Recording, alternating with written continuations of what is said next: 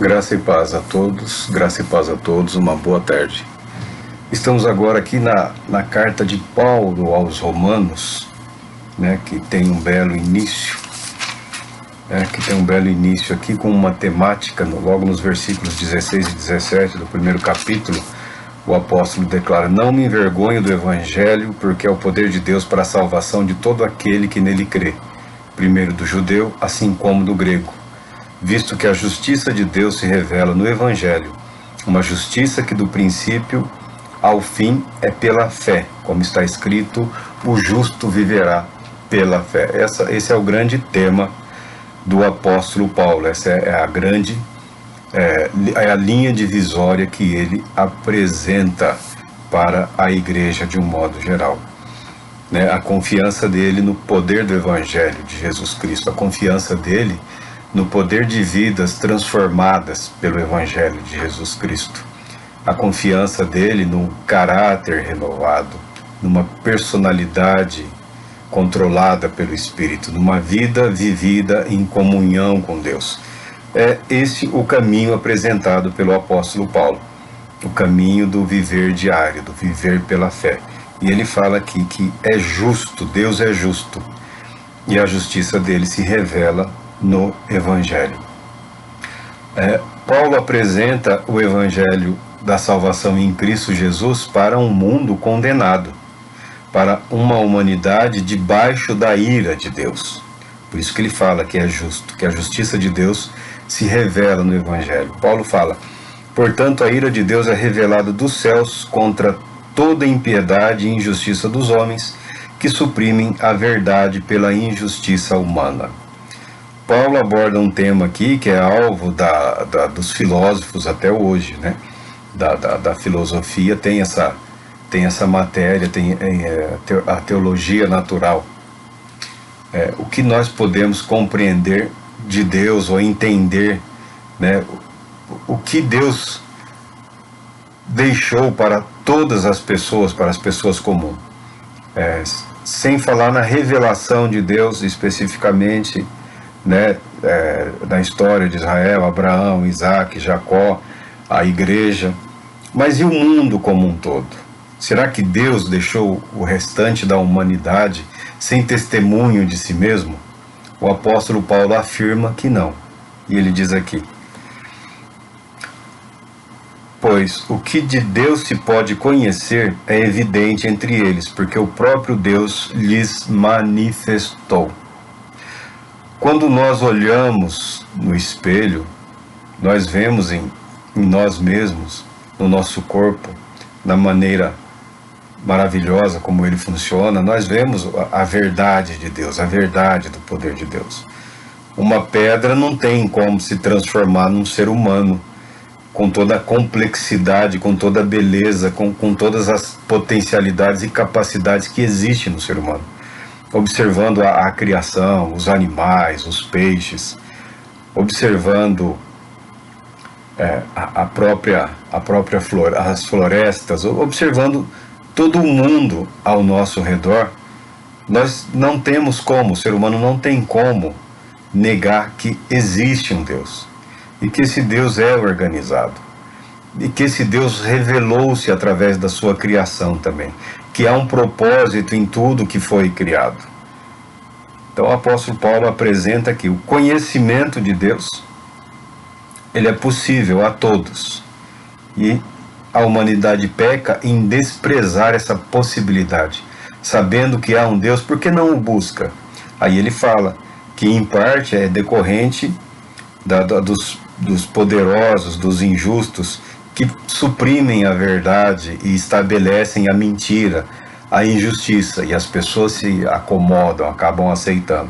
Mas eu acredito que em todo e qualquer lugar, toda e qualquer pessoa que eleva esse pensamento aos céus de que há um Deus e que ele sinceramente deseja saber, conhecer desse Deus, Deus vai alcançar essa pessoa, não importa o quão longe, o quão distante da civilização ela se encontra, a verdade de Deus em Jesus Cristo vai alcançar essa pessoa. E o Paulo continua discorrendo aqui, pois desde a criação do mundo, os atributos invisíveis de Deus, seu eterno poder, sua natureza divina, têm sido observados claramente, podendo ser compreendidos por intermédio de tudo o que foi criado, de maneira que tais pessoas são indesculpáveis. Paulo apresenta o Evangelho aqui para a igreja de Roma, apresenta a perspectiva do apóstolo Paulo da pregação do Evangelho, da salvação de Jesus Cristo. Já havia uma igreja em Roma, né, que não foi inaugurada por Paulo e aparentemente por nenhum dos apóstolos, né? A igreja de Roma foi inaugurada através da igreja de Jerusalém, dos que estavam peregrinando em Jerusalém e lá ficaram até o Pentecostes ou até um pouco depois, quando os judeus cristãos que não eram da Judéia foram expulsos da cidade de Jerusalém após a morte, o linchamento de Estevão. Então já havia uma igreja em Roma e Paulo desejava visitar essa igreja de Roma e de Roma ele queria ampliar o seu projeto missionário. E ele envia essa carta apresentando o Evangelho como ele pregava, o Evangelho como ele anunciava, né? O Evangelho da salvação em Jesus Cristo para uma humanidade aprisionada pelo pecado. Não é só um Evangelho da salvação para os judeus ou para os judeus cristãos. É um Evangelho para a salvação da humanidade condenada debaixo da ira de Deus pela sua condição pecaminosa, pelo seu absoluto fracasso em reconhecer a verdade de que há um Deus. Ou, que aqui é colocado como no mesmo nível, né? Ou de reconhecer que há um Deus e não adorá-lo da maneira correta ou da maneira adequada, tá? Porquanto, mesmo havendo conhecido a Deus, não o glorificaram como Deus, nem lhe renderam graças. Ao contrário, seus pensamentos passaram a ser levianos, imprudentes, e o coração insensato deles tornou-se em trevas. Ele está apresentando aqui a condição da humanidade sem Deus. Aqui, em parte, também ele vai aproveitar a carta dele à igreja de Roma para mostrar também aos judeus. Havia uma comunidade judaica muito forte lá, muito grande, em Roma, que eles também haviam falhado nesse testemunho do Deus verdadeiro, né? Que os judeus também haviam falhado, que os judeus também haviam fracassado, porque a nação de Israel como nação missionária, isso praticamente não aconteceu. Nos períodos em que eles foram dispersos pelo mundo, eles levaram o testemunho da fé, mas levaram obrigados, e em boa parte do tempo em situações conflitantes, ao mesmo tempo em que parte do povo ficou à vontade com a idolatria, a outra parte permanecia fiel. Então, mesmo em meio aos conflitos, obrigados eles foram, né? Nunca foi uma nação missionária, né? E também não é uma religião que busca assim, o proselitismo. Mas Israel também falhou. Israel fracassou em vários aspectos aqui. Tal qual a igreja hoje também falha em muitos e inúmeros aspectos, né? Quer tomar tudo para si, né? Nós somos o Israel de Deus. Tem os judeus lá, tem um Israel lá. E esse é o Israel de quem, então? Né? Eu acho que a gente tem que saber ponderar e equilibrar. Nós existimos em Deus como igreja, como um corpo, mas isso não significa que Deus tenha abandonado o restante da humanidade e que Deus não tenha Ele próprio disposto de meios a facilitar a pregação do Evangelho para multidões e multidões mundo afora, que a igreja sequer se preocupa, né? A igreja hoje se ocupa aí com, vamos falar aqui do nosso quintal, do nosso amado Brasil. A igreja se preocupa com muitas coisas, né? Com muitas coisas, mas o que ela menos se ocupa é em ser igreja, né? A Igreja de Jesus Cristo hoje ela é atuante e militante em inúmeras áreas. Agora, em preocupação, ocupar o tempo, a energia, os dons e o poder para ser igreja, isso é só pela graça e misericórdia de Deus. E o apóstolo Paulo vai discorrendo como a humanidade chega, geração após geração. Uma geração se vai e outra geração vem. Né? Sempre surgem aqueles que querem um caminho mais curto, uma resposta rápida, né? Um meio mais... precisamos de mais praticidade, eu não posso esperar 20 anos. Mas se você não pode esperar 20 anos, eu também não posso te ajudar, e muitos não poderão te ajudar, porque o evangelho que nós conhecemos aqui, ele se consuma através do viver, né? A magnitude, o esplendor, a glória, o poder de Deus que se revela através do evangelho, ele requer um viver, uma experiência de vida, uma dedicação constante, perseverança, né? Uma perseverança na fé, tá? Aí Paulo aqui vai declarando o que aconteceu: proclamando-se a si mesmos como sábios, perderam completamente o bom senso. Em algum ponto a humanidade se desequilibrou. O apóstolo Paulo fala aqui da idolatria, tá? E trocaram a glória do Deus imortal por imagens confeccionadas conforme a semelhança do ser humano mortal, bem como de pássaros, quadrúpedes e répteis. Havia o conhecimento de Deus desde o início da humanidade, nós sabemos disso. Em algum momento depois da queda, do fracasso, as gerações subsequentes foram abandonando esse anseio por Deus, né? Parte da humanidade dedicou-se à construção de uma civilização, né? Muradas, cidades muradas, protegidas, né? Com indústria, comércio, lazer. É o sistema que nós vemos crescendo aí século após século, né? Milênio após milênios, até chegar no resultado que temos hoje mundo afora, né?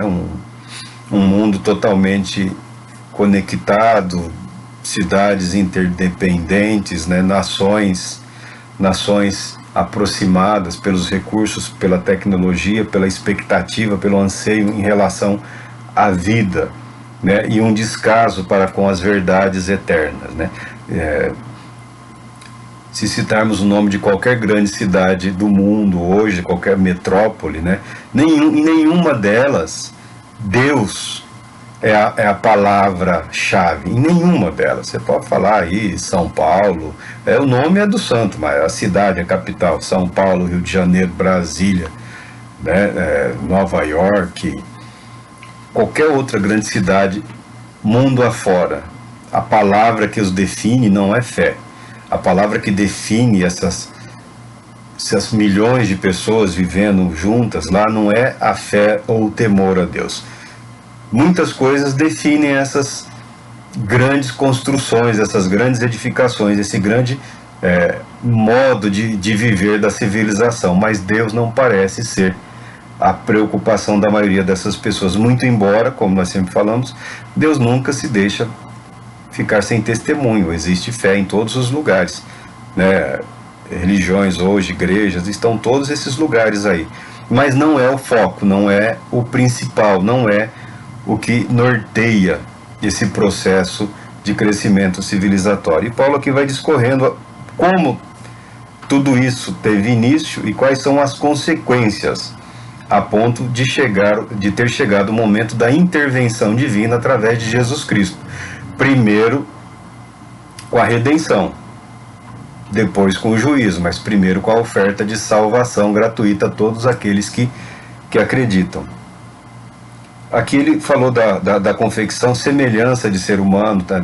Tem uma igreja aí muito famosa, muito, né, que tem pinturas representando supostamente a figura divina também, estátuas, todos os deuses daquela época, né? Quando nós falamos de Jó, né, que foi pregar em Nínive, né, que Deus o mandou até Nínive, lá a figura era de um peixe divinizado, Dagon, né, um peixe homem, um homem peixe Deus, uma aberração aos olhos de Deus. Mesmo assim, a oferta de salvação foi levada até aquelas pessoas. E nos dias de Jó, as pessoas acreditaram e se arrependeram e tiveram alguma mudança. Por esse motivo, pela falta de interesse na verdade de Deus, por aceitar muito rapidamente cultuar a objetos que não dignificam a glória, a majestade, a santidade de Deus. É porque Deus proíbe. Deus proíbe porque isso traz consequências. Eu não vou entrar aqui na antropologia, aí, na história das culturas, das civilizações, mas o apóstolo Paulo aqui, ele apresenta, sim, a visão equivocada de Deus conduz a uma convicção equivocada sobre nós mesmos, sobre a nossa natureza e o nosso propósito no mundo, na vida. Se nós não compreendemos, ou melhor, se nós não buscamos compreender e através daquilo que nós conhecemos, né, que já falamos, compreender a Deus é impossível, mas conhecer é possível. E do conhecimento disponível nós podemos ter uma ideia, uma compreensão limitada, porém correta, verdadeira e orientada no sentido de nos colocar de acordo com o plano, com o propósito de Deus. É possível viver de maneira a agradar a Deus. Muita gente não quer porque tem medo de parecer ridículo, tem medo de parecer aí um fanático, um bobalhão, tá? Mas esse medo, é o que eu falo, o medo nunca é o bom conselheiro, né? E o comportar-se de forma ridícula, alegando como justificativa o amor a Deus ou o temor de Deus, é um reflexo da falta do conhecimento adequado de Deus. Nós devemos nos portar de maneira sábia e sóbria, equilibrados, coerentes, né? O que falta na vida de muitas pessoas é a coerência. Se nós não vivemos, então vamos guardar para nós, colocar a nossa vida no devido trilho, no devido caminho, né? E através das nossas vidas proclamarmos a verdade. Não é só uma questão de sair por aí discursando contra a fé alheia, né? Isso é ridículo. Isso é absurdo. E já tem notícias de novo de loucos, de pessoas alucinadas, né? De pessoas que não têm respeito pelo sagrado, não têm respeito pelo outro, né? Que sai por aí invadindo, quebrando. Essas loucuras acontecem de tempos em tempos, né? Fruto da falta de conhecimento de Deus e do Evangelho da salvação, né? É fruto da ignorância, é um conhecimento equivocado, é uma informação da verdade, não é um conhecimento da verdade. Porque conhecimento é uma palavra que denota comunhão, é o caminhar junto, é o estar com Deus, de maneira que em nós se revele uma nova vida, que é a vida de Deus, com características de Cristo. Cristo ele não se dispõe a essa violência, a mensagem dele é de salvação. Denunciar o erro, mas ao mesmo tempo em que tem todo o poder para resgatar e para trazer plenitude de vida àquele que estava no erro. Não é só mais uma voz e uma mão apontando, lá o dedo apontando, você está errado, você está debaixo da ira de Deus, você merece a morte. Não, o Evangelho de Jesus Cristo é abrir os olhos da pessoa para a verdade na qual ela está, debaixo da ira de Deus, sim, toda a humanidade. A humanidade como um todo tem fracassado sucessivamente, né, em reconhecer a Deus como o seu Senhor. Ao mesmo tempo que abre os olhos para a realidade, para a verdade do estar debaixo da ira de Deus, é o poder para resgatar dessa ira, dessa condição de pecado, dessa condição de condenado, para trazer para a adoção de filhos, trazer para uma nova realidade. Então, meia mensagem, esquece, abandona, tá? Se não conhece toda a verdade, então precisamos dedicar mais tempo em conhecer mais plenamente a verdade de Deus para podermos proclamar. Porque se não acreditássemos que o que partilhamos apesar de não conter tudo, mas é suficiente para despertar a consciência ao mesmo tempo em que o Espírito de Deus resgata essa vida, não estaríamos falando nada. Não estaríamos falando nada. E Paulo segue aqui.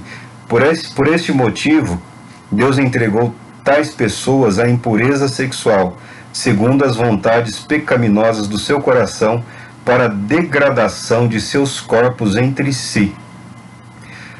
Olha, chegou um ponto no mundo antigo e no mundo atual, isso nunca sumiu totalmente, nunca desapareceu totalmente, e hoje está ganhando força de novo não existe como religião, mas existe como prática sub-religiosa, né? Por isso que a Bíblia abomina esse negócio do secreto, do segredo só para iniciados, né? No mundo antigo, a religião era completamente misturada por práticas sexuais, né? Todo tipo que você possa ter imaginado ou ouvido falar era chamado religião. Grande parte dessas divindades antigas, dessas divindades mais poderosas, eram divindades relacionadas à fertilidade. A fertilidade do homem, fertilidade da mulher, fertilidade da terra, fertilidade dos animais. E havia uma grosseira confusão de práticas sexuais envolvendo essas religiões idólatras, tá? Eu não gosto de entrar no detalhe, porque eu acho que só a ideia é suficiente e mesmo eu já com 50 anos tem coisas que eu não tenho estômago, eu não me sinto confortável em falar. Por quê? Porque era muito depravado mesmo. É desse ambiente que o apóstolo Paulo fala, porque quando conhecemos a Deus, sabemos que há limitações, sabemos que Deus nem tanto proíbe quanto limita, porque o homem sem limites, ele é como os gigantes que existiram nos tempos passados, né? Uma pessoa que não reconhece o outro, né, ela é capaz de coisas terríveis, como a Bíblia aqui declara. E isso resultou num estado de perversão. Estamos falando aqui do Império Romano. O Império Romano, por essa época aí, era um império grandioso, poderoso, mas a Roma, onde era a sede do poder, a Roma com os seus homens divinizados, né, com os seus sacerdotes poderosos, com os seus cultos que se expandiam, né, os cultos religiosos misturados com escravidão, prostituição, né, até sacrifícios humanos, não só em Roma, mas em outros lugares. Mas não há indícios de sacrifício direto, mas há indireto, né? Mas há sacrifícios indiretos, jogos em homenagens, né? Pessoas lutando ou pessoas expostas lá, condenados, expostos à morte durante os jogos, que eram em homenagem. Então, se você prestar atenção no que você estudou na escola, o que você aprendeu, o sacrifício, mesmo se não fosse de forma direta, ele ocorria de forma indireta, né? A maldade, os pais abandonavam os filhos, vendiam, deixavam a própria sorte. Uma sociedade altamente egoísta, né?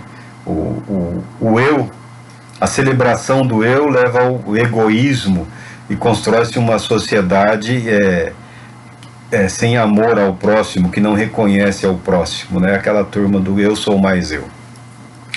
Portanto, trocar a verdade de Deus pela mentira, ou seja, a adoração. Ainda que alguém tente amenizar, não, mas a pessoa está adorando a Deus através do objeto, através da imagem, a imagem é só um meio para proporcionar na mente uma estrutura. A Bíblia declara que isto não é necessário em relação a Deus, muito pelo contrário, ela proíbe. proíbe a tentativa de criar essa facilitação, porque o padrão aqui estabelecido é a fé. O justo viverá pela fé. A justiça de Deus, desde o princípio até o fim, é pela fé. Sempre foi, é e será pela fé. A prática religiosa em si, a devoção, a adoração, o culto, ele é agradável a Deus, mas pode se tornar abominável a Deus se não for realizado de acordo com as prescrições que Deus estabeleceu. E esse conhecimento havia no início da humanidade, tá? Adão, muito embora fosse caladão, é certeza que ele transmitiu a verdade do que ele sabia. Mentir ou disfarçar a história não era comum no início da humanidade, tá? A humanidade tinha o testemunho, a humanidade sempre teve o testemunho do que era agradável a Deus e do que não era. A ira de Deus decorre do fato das pessoas decidirem por fazer a coisa que deveria ser a certa, adorar a Deus, cultuar a Deus, da maneira em que desagrada a Deus e agrada ao próprio homem, né? O culto, a adoração sincrética, misturada com sensualidade, com sexualidade, e que pode descambar para questões, e via de regra descamba mesmo, tá? Via de regra a coisa desanda, até mesmo entre os cristãos, quando não tomam os devidos cuidados, as devidas precauções, ainda que a proposta seja de uma intimidade maior com o Senhor, de orar, de adorar, se não tomar cuidado a coisa descamba, tá?